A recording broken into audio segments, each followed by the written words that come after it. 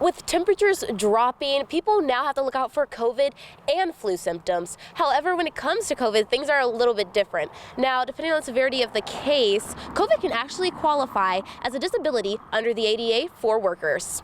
With the holidays being right around the corner, the last thing you'd want is for your fridge to stop working. Because of supply shortages and inflation, people are turning to discount stores to replace those broken appliances. This is the first election where upper-level judges can choose to affiliate themselves with a political party. Now imagine this. You're a resident advisor in a dorm, and it's 2:30 a.m., you're peacefully asleep, when all of a sudden you wake up to something. So you go to check your door, and you see there's a resident urinating right outside your door. Well, that's exactly what Christopher Brown, an Ohio University student, says happened to him last month. Earlier this morning, a plane crashed into a car dealership, leaving both the pilot and the passenger dead in Marietta. Masks are no longer required in classrooms, and some students believe this is a good thing as it interferes with their learning in these classrooms. This week is Winter Weather Awareness Week in Ohio and West Virginia. We are joined today by lead forecaster Erin Ashley, who has a little glimpse of what this winter will look like and why. Thank you so much, Silver. OU professor and the Plain Dealer columnist Thomas Suddes is here with us today to help recap the debate and explain key takeaways from the night's events. Welcome, Dr. Suddes. It's a privilege. Thank you. Yes, and thank you for being here as well. So let me just ask you about last night's debate. What are some things that struck you the most in it? What struck me the most was the fact that they were both so comfortable with each other. Laura Littlejohn is just one of the few people to show up to donate blood for the Athens American Red Cross. She says she did not realize how important giving blood was until she was hospitalized. I decided to start consistently donating blood a couple of years ago. I had my tonsils taken out. I had some complications afterward. I experienced 2 hemorrhages, and so I kind of realized, like, oh, there really is a big need for blood. Like, it's very important because it affected myself. Littlejohn is not alone, though. In Athens County, 60% of the population is eligible, but only 3% donate blood. The lack of donations to the Red Cross makes it difficult to collect different blood types. And at Ohio University, the Red Cross relies on the diverse number of people on campus. Athens and Morgan County Red Cross account manager Jordan Staley says they usually collect around 35 to 40 units of blood from the university, but COVID has made it hard to reach those numbers. Because of students getting sick on campus, caused us to lose a lot of locations on campus and a lot of blood drives on campus because those specific rooms were used for social distancing different classrooms. So this is the first time that we've actually been able to be on a consistent schedule on the Athens campus in nearly 2 years.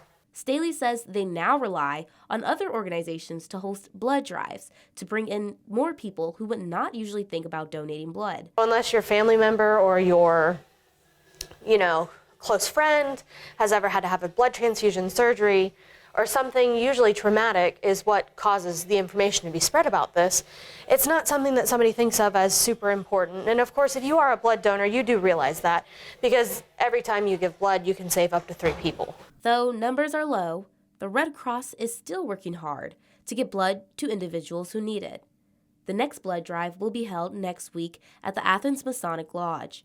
Reporting for Newswatch, I'm Silver Barker in Athens. These cheers aren't just about supporting this group of runners and walkers, but something deeper and larger. You're ridiculous. We're idiots. It's about people coming together to support when times get tough. It all started in 2020 when the Johnson family came across the Facebook page supporting Kyle Rutter. We had followed Kyle's journey through his cancer journey through Ewing sarcoma. A year later, the unexpected. I wasn't prepared to be Give me a second. So I was never prepared or dreamed that I would be going through that same journey. In May 2021, Braylon was diagnosed with osteosarcoma. And Melissa says that's when she reached out to the Rutters for support. And for instance, Jessica and Derek, they were complete strangers before this. And we feel like we've known them forever now. So it's a bond that no one ever wants to have, but when it's there, it's a blessing to have those people right beside you. Kyle and Braylon were both in remission by March of this year. Now, the Johnson family is returning the support with the help of a neighbor as the Rudder family deals with the return of Kyle's cancer. So Braylon is actually my next door neighbor, and I did a fundraiser for him, a large fundraiser for Braylon, and in turn I ended up meeting up with Jess through that process. Rankin has hosted multiple fundraisers for cancer events. However, this time, I decided then that I needed to do something bigger than the last fundraiser that I had done. And so they run, walk, and cheer. A community coming together in a family's time of need. These times are difficult, and sometimes you feel the loneliest, but you actually have a whole community, and it can be overwhelming, but we are so appreciative. Reporting for Newswatch, I'm Silver Barker in Athens. People line up today to select someone to replace Ohio State's former Supreme Court Chief Justice Maureen O'Connor. These votes are important as this is a race that could largely affect the court depending on who wins. Republicans passed this bill in July so that it becomes known what party judges are running for. Former Athens County Judge Tom Hodson says it is an attempt to keep control. The Republicans, since they had such a landslide and have turned the state from purple to, they think, red, and they controlled the General Assembly and the governor's office, thought, wouldn't it be a good idea if people knew who the Republicans were running for the highest court in Ohio?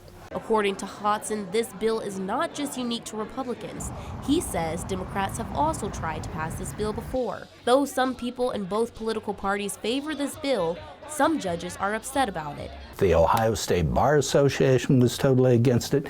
The Ohio Judicial Conference, which is a conference of all of the judges in Ohio, came out adamantly against it. He says the reason these organizations are against it is because people believe judges should not be selected based on their political party. They should be elected on their merits. That's the whole idea of having a nonpartisan election. It adds to what's called judicial independence. Former Supreme Court Chief Justice Maureen O'Connor is unable to run again because of her age. In Ohio, the age requirement for Supreme Court justices is 70 and under. The two justices running for the position are Sharon Kennedy and Jennifer Brunner. Justice Kennedy has served on the High Court since December 2012 and was re-elected for a second term in 2020. As for Justice Brunner, she has served on the court since January of last year. Reporting for Newswatch, I'm Silver Barker in Athens.